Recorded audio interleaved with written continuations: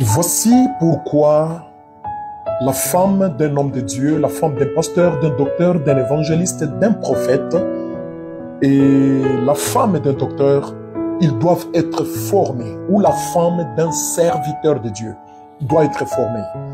Permettez-moi de vous donner juste mon expérience et mon témoignage.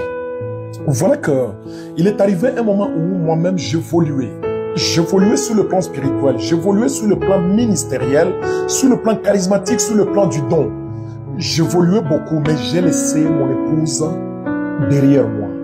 Mais voilà ce qui s'est passé lorsque elle est restée derrière moi, puisque ce que je vais dire, ce sera quelque chose de commun pour tous les hommes de Dieu. Toi-même, tu vas te retrouver, même si tu peux faire semblant, tu vas te retrouver dans cette histoire.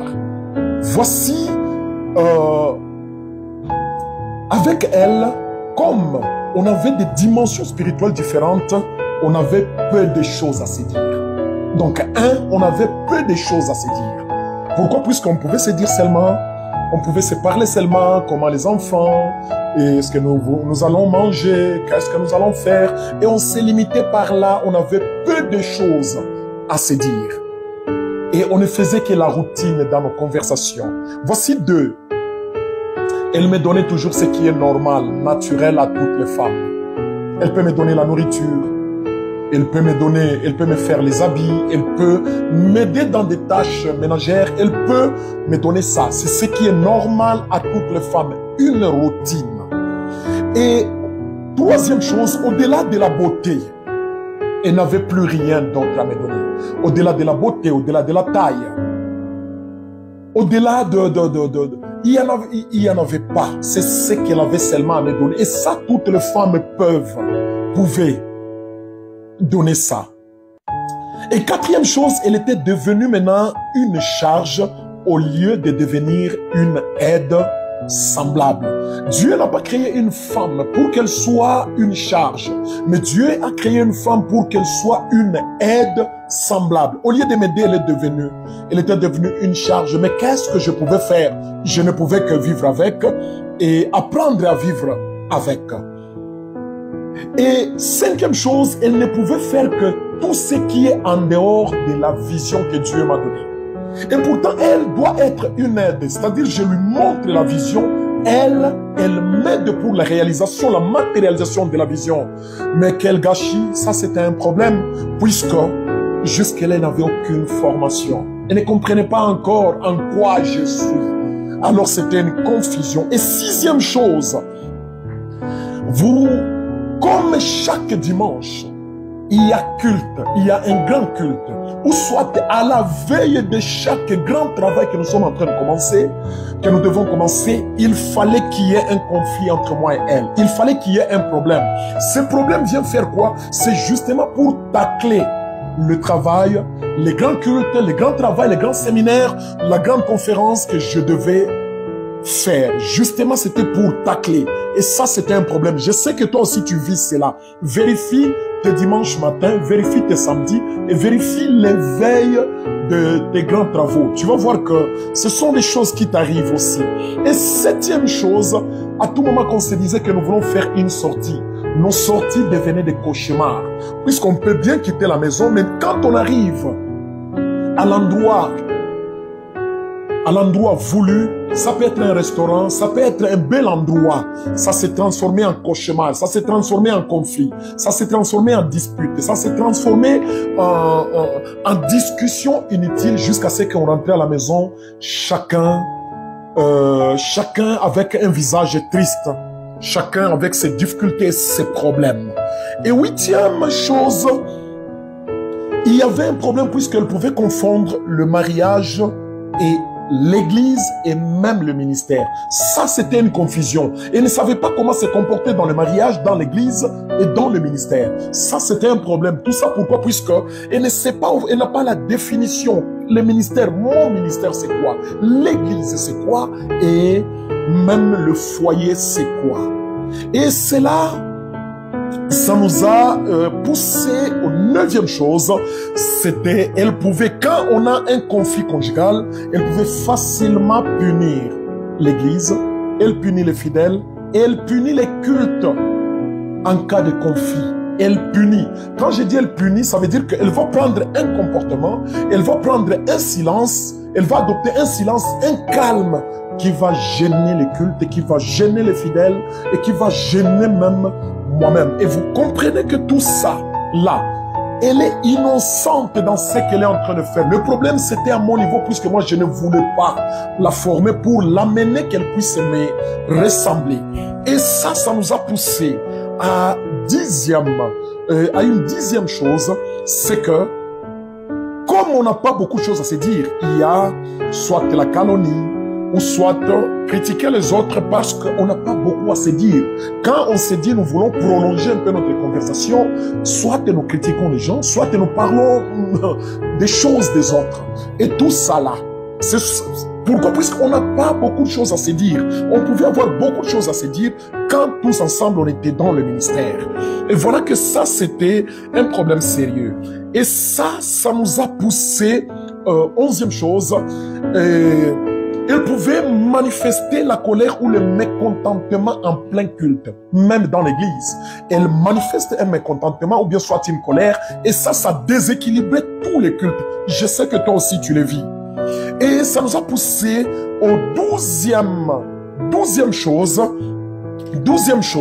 c'est que elle pouvait se dire, elle pouvait sécher même l'église. Elle dit, aujourd'hui je ne pars plus à l'église. Pars, va à ton église. Elle pouvait appeler l'église mon église. Quand elle est en colère ou bien on est en conflit conjugal. Et ça, c'était des problèmes. Ça nous a poussé à la 13e chose. Elle peut vouloir que quand elle a un conflit avec quelqu'un, ça peut être infidèle, elle veut que moi aussi j'entre dedans. Elle veut aussi que moi aussi j'intervienne, sinon elle va me dire que je ne l'aime pas. Ça, je sais que toi aussi, tu le vis.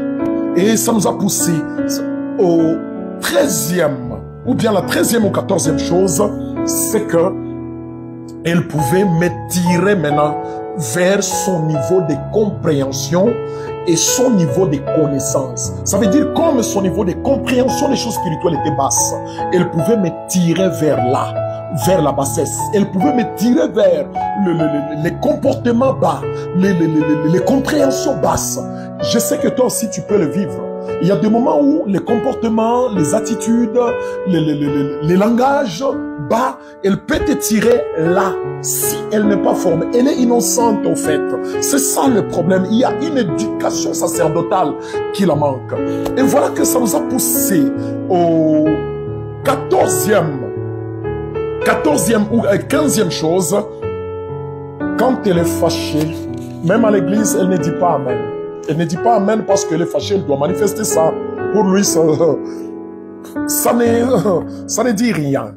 Et là, nous sommes au 16e. Ça nous a amené 16e chose. C'est que son argent, c'est son argent.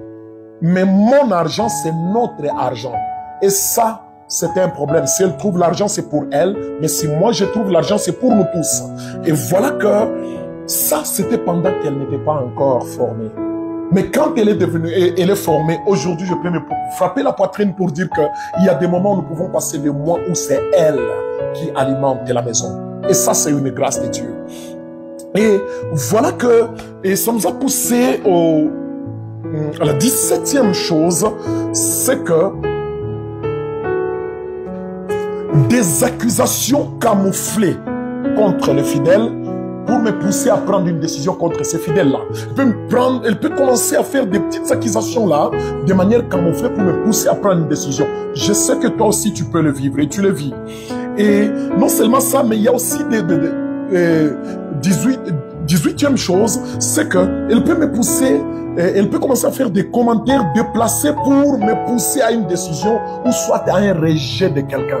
Donc, juste des commentaires déplacés là. Et ça va me pousser à quelque chose. Et ça nous pousse à la 19e chose où elle voudrait que nous puissions diriger l'église selon ses humeurs. Et je sais que toi aussi tu le vis. Si elle est contente, alors que l'église soit contente. Si elle est fâchée, c'est comme ça. Et ça nous pousse à la 20e chose. Ça nous a poussé, nous avions vécu des périodes où il y avait un conflit financier entre l'église et la famille. Et là, ça pouvait créer maintenant qu'elle se comporte comme rivale de l'église. Je sais que toi aussi tu le vis.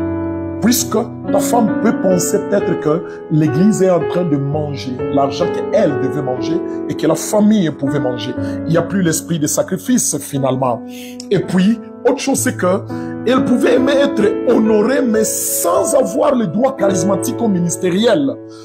Elle pouvait être honorée juste à cause de moi. Parce qu'elle est femme d'eux. Elle voudrait que cela soit ainsi. Mais moi, je vous dis, il faut que ta femme soit honorée à cause de la grâce que Dieu lui a donnée, non pas à cause d'abord de ta présence. Et maintenant, voilà ce qui est très grave, c'est que, deuxième chose, c'est qu'elle pouvait facilement détruire l'église et mon ministère, pensant peut-être qu'elle est en train de me défendre son foyer, et même défendre sa famille, et même défendre ses intérêts. Elle pouvait s'attaquer à mes ennemis. Voyez un peu. Et quand elle dit que je vais m'attaquer à son ennemi, elle veut s'attaquer à mon ennemi, effectivement, elle pense qu'elle est en train de me protéger. Mais ça, là, ces réactions-là, ça pouvait faire du mal à mon ministère et à l'église. Et là, nous sommes dans 23e chose, c'est que il pouvait prendre un air de victime, une attitude de victime pour bénéficier de la compassion et de la pitié des gens. C'est-à-dire un comportement d'une femme victime pour montrer que je souffre, je suis en difficulté, j'ai besoin que vous puissiez, j'ai besoin de votre compassion. Mais le problème c'est quoi? Le problème c'est que elle ne connaissait pas encore qu'en elle il y avait une lionne qui était couchée. Elle pouvait se comporter comme une brebis pendant qu'il y avait une lionne. Et vous-même vous allez le voir même dans les images que je vais vous donner. Quand elle a pris conscience, c'était une lionne qui s'est levée. C'était un volcan qui s'est levé. Elle est devenue une femme terrible. Et ça, là, quand elle pouvait prendre cette dimension de victime, elle pouvait faire des accusations camouflées en public pour montrer qu'elle est victime de quelque chose. Et puis, 24e chose, c'est que on s'est retrouvé dans une situation où, comme elle n'avait pas cette formation-là, elle pouvait se sentir complexée devant les autres servantes. Devant les autres servantes de Dieu, elle pouvait se sentir très, très complexée. Pourquoi? Puisque elle trouve que ce qu'elles ont, elle n'en a pas. Et ça, c'était un problème. Et enfin, le problème, c'est quoi? C'est que elle pouvait développer un problème personnel avec un fidèle, pensant qu'elle est en train de se défendre, sans savoir qu'elle est en train de se détruire l'église, détruire même le ministère de son mari. Mais elle est innocente. Elle pense que développer ces problèmes personnels-là, ça va aider les gens à l'honorer, et à la respecter et à la mettre à un certain niveau. Alors, voilà un peu ça. Ce que je te dis ici, ce sont les choses que toi, tu es en train de vivre. Mon ami, je t'invite, si tu es appelé à une grandeur, ne marche pas seul. Prends ta femme, qu'elle soit formée. Et c'est ainsi que je vous appelle encore une fois de plus à cette école de dons que nous organisons chaque mercredi au ministère Chandelier. Ça va vous aider, chers pasteurs, chers évangélistes, à envoyer vos femmes. Le ministère Chandelier, c'est juste au niveau des Trois Paillotes. Vous entrez au niveau de la station Silkas, l'avenue Kibati numéro 64, confère le commandant belge. Ça là, je sais que tu es en train de le vivre, même si tu peux faire semblant. Si tu suis cette vidéo, je veux que ta femme suive ça pour qu'elle soit consciente des choses qu'elle fait. Elle est en train de faire de manière inconsciente, mais elle détruit ton ministère.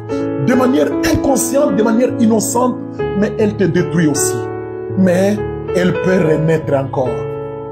Merci beaucoup. Laisse que le Seigneur vous bénisse.